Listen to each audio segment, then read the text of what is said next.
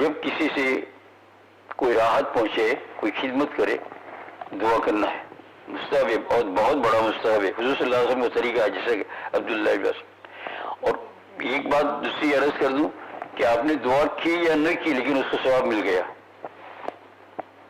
ثواب مل چکا۔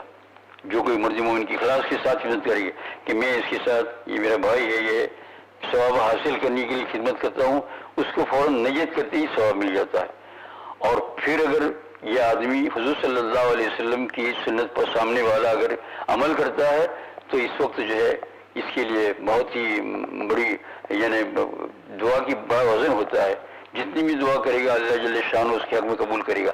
اس میں یہ ضروری نہیں ہے کہ کوئی جو ہے بہت بڑا پرہیزگار ہو دعا کرے دیں۔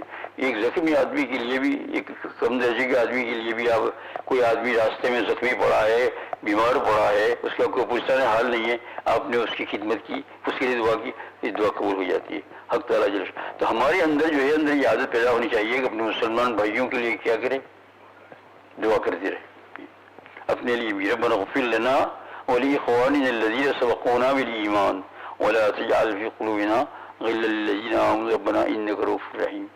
اور